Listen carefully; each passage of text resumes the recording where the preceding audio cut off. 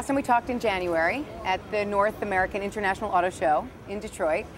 And now spring is here, so we're at the New York Auto Show, and we have a chance to talk about the events of the last quarter and what a great quarter it's been. Exciting first quarter. And our performance really is rooted in the very solid foundation that we've been building for our business here in the US over the past 4 or 5 years. 2010's performance really starts with a fantastic finish to 2009, where we had an all-time record for December. And so if we look at the March performance, hot off the press, 8,591 units, a new all-time record for Audi for March here in the US. First quarter sales are up around 35% versus the first quarter of last year. So great momentum for the brand and a lot to be positive about. So now that Audi is off to such a great start, what are the prospects for the rest of the year? Well, I think our strong first quarter performance really begins to set the stage where we can begin to make a very meaningful contribution to the global performance of Audi. It might surprise some of our dealers to know that 2009 saw Audi take the #1 position in the premium automotive market in Europe for the first time, outselling our two illustrious German competitors. And that momentum has also been sustained into 2010. With our strong US performance, I think we have an opportunity now to raise our targets a little bit. We see the market a lot more buoyant than we had anticipated. And I know that our dealers find that at the moment their biggest constraint is product availability and supply. And of course, if we want to increase supply and increase the production allocation, we also need to bring that into alignment with the sales commitment. So our field people and our market analysts will be working together with the dealers to revise our sales plan and the sales targets and to bring the sales commitment and the production allocation into alignment. So I think our dealers will be happy to find increased supply in the near future, which will enable us to take opportunity to expand sales and continue our market share growth. So how will Audi leverage the electric and hybrid power in the near future? And are there any other models or engine options on the way that have not been talked about in the press?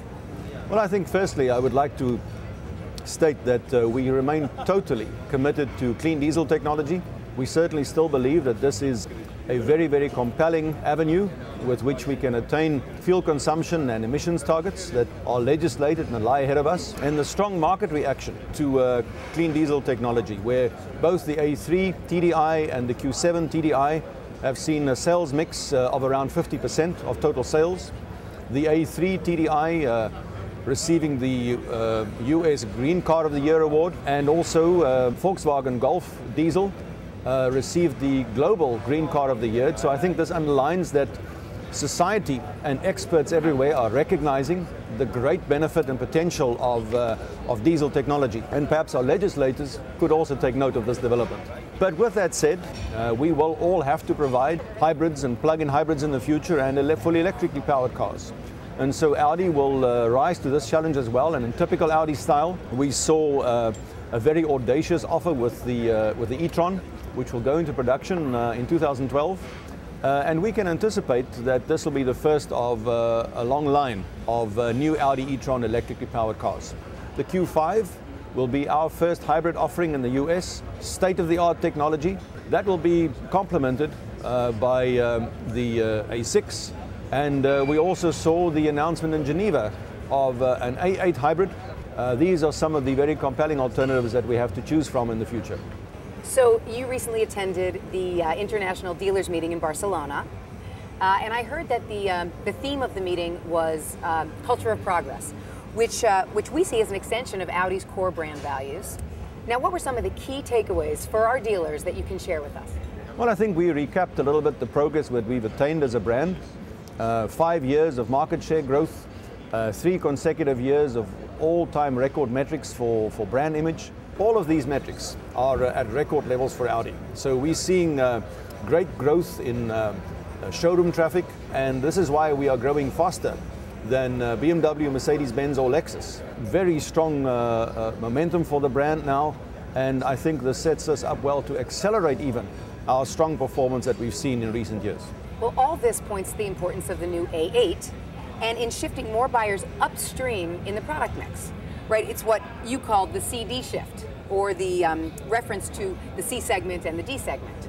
So what would be the main points about the CD shift that you want our dealers to consider? You know, our strategy for development of the brand in the US has really also been built around our product portfolio. We've filled in some of the white space in our product lineup for the US, specifically with the addition of the Q7 and the Q5. And now we've built up a strong volume core for the brand around the A4, the Q5 and the A5. So our dealers have got volume and we can run a financially sound business. But if we really want to entrench Audi in the US as a top-tier luxury brand, then we have to emulate what has happened in Europe. We need to shift the center of gravity of the brand somewhat upmarket. We need to build a second volume core around the A6 and of course also generate more customers for our flagship A8 model.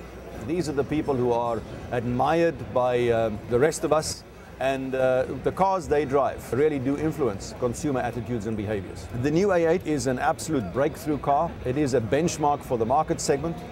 And I think we need to leverage the strong product cadence, because the new A8 will be rapidly followed by the all-new A7, which again closes the gap between the A8 and the A6. And a short while thereafter we'll have an all-new A6. And so when we have three brand new product offerings, A8, A7, A6, it really creates a fantastic opportunity to attract new customers, more affluent buyers to the brand, and shift the center of gravity of the brand upmarket. And we need to take this opportunity, and our dealers have given us a commitment that they will rise to the challenge, and I look forward to seeing our continued success story with these fantastic new models in our future. Well, thank you, Johan, and I look forward to talking with you next quarter. Thank you. We plan to have many more success stories to share.